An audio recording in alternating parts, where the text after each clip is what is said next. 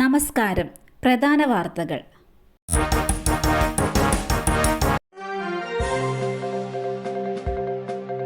എൻഡിഎയുടെ പുതിയ കളി.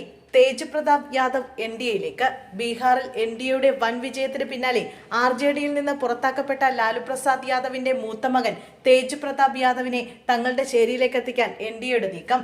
എൻഡിഎ നേതാക്കൾ ഇന്നലെ രാത്രി തേജ് പ്രതാപ് യാദവിനെ കണ്ടു.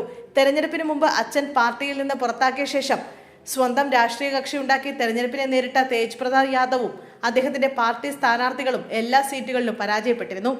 ജനശക്തി ജനതാദൾ എന്ന രാഷ്ട്രീയ കക്ഷി ഉണ്ടാക്കിയാണ് തേജ് പ്രതാപ് യാദവ് പോരാട്ടത്തിനിറങ്ങിയത്. എന്നാൽ എല്ലാ സീറ്റുകളിലും ഇവർ പരാജയപ്പെട്ടു. എങ്കിലും ആർജെഡി വോട്ടുകളിൽ വിള്ളൽ വീഴ്ത്താൻ തേജ് പ്രതാപ് യാദവിനായി. തെരഞ്ഞെടുപ്പിൽ സംസ്ഥാനത്തെ ഏറ്റവും വലിയ ഒറ്റകക്ഷി എന്ന നിലയിൽ നിന്ന് 25 സീറ്റുകളിലേക്ക് മാത്രമായി ഒതുങ്ങിയ ആർജെഡിക്ക് കനത്ത പരാജയമാണ് സംഭവിച്ചത്. പിന്നാലെ ലാലുവിന്റെ 4 പെൺമക്കളും പിണങ്ങിയിറങ്ങിയതോടെ തെരഞ്ഞെടുപ്പ് ഗോതയിലെ തിരിച്ചടി വീട്ടിലും പൊട്ടിത്തെറിക്ക് കാരണമായി. തദ്ദേശ തെരഞ്ഞെടുപ്പ്. തൃശൂർ കോർപ്പറേഷനിൽ BJPക്ക് വിമത സ്ഥാനാർത്ഥി.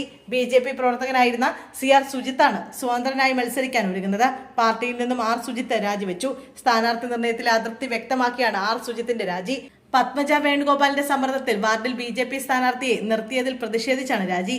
വടൂക്കര 41ാം ഡിവിഷനിലാണ് BJP പ്രവർത്തകർ സ്ഥാനാർത്ഥിയെ നിർത്തിയത്. BJP നിലപാടിൽ പ്രതിഷേധിച്ച് 20ഓളം പ്രാദേശിക ഭാരവാഹികൾ രാജിവെച്ചിരുന്നു. എറണാകുളത്ത് പോക്കറ്റിൽ നിന്ന് പണം കവർന്നത് ചോദ്യം ചെയ്ത ആളെ തീകൊളുത്തി കൊല്ലാൻ ശ്രമം. കൊച്ചി കടവന്ത്രയിൽ ഇന്ന് പുലർച്ചെയാണ് കൊലപാതക ശ്രമം ഉണ്ടായത്. റോഡരികിൽ കിടന്നുറങ്ങിയ പിറവം സ്വദേശി ജോസഫിനെയാണ് കൊല്ലാൻ ശ്രമിച്ചത്. പെട്രോൾ ശരീരത്തിലേക്ക് ഒഴിച്ച് തീകൊളുത്തിയായിരുന്നു കൊലപാതക ശ്രമം. സംഭവത്തിൽ കൊച്ചി പോലീസ് ആന്റപ്പനെ പിടികൂടി. പൊള്ളലേറ്റ ജോസഫ് ഗുരുതരാവസ്ഥയിൽ ചികിത്സയിലാണ്. BLOയുടെ ആത്മഹത്യ. CPMനെതിരെ ഗുരുതര ആരോപണവുമായി കോൺഗ്രസ് നേതാക്കൾ. അനീഷിനെ ഭീഷണിപ്പെടുത്തിയെന്ന ആരോപണം.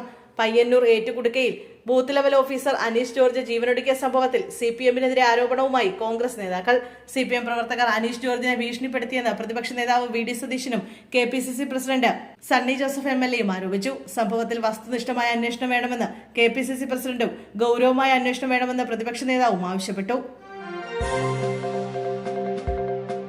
ജ്യോതി ബാബുവിന് ജാമ്യം. KK രമ സുപ്രീം കോടതിയിൽ. TP ചന്ദ്രശേഖരൻ വധക്കേസിലെ പ്രതിയായ ജ്യോതി ബാബുവിന് ജാമ്യം നൽകുന്നതിനെതിരെ KK രമ സുപ്രീം കോടതിയിൽ സത്യവാങ്മൂലം ഫയൽ ചെയ്തു.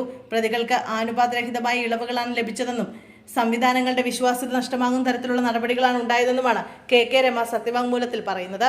പ്രതികൾക്ക് ജാമ്യം നൽകുന്നത് അപകടകരവും മനോവീര്യം കെടുത്തുന്നതുമായ സന്ദേശം നൽകുമെന്നും സത്യവാങ്മൂലത്തിൽ പറയുന്നു. ജ്യോതി ബാബുവിന് ജാമ്യം അനുവദിക്കുന്നതിനെ എതിർത്താണ് രമ സുപ്രീം കോടതിയിൽ സത്യവാങ്മൂലം ഫയൽ ചെയ്തത്. ആരോഗ്യ കാരണങ്ങൾ ചൂണ്ടിക്കാട്ടിയാണ് ജ്യോതി ബാബു ജാമ്യത്തിനായി സുപ്രീം കോടതിയെ സമീപിച്ചത്. പിന്നാലെയാണ് രമയുടെ നടപടി.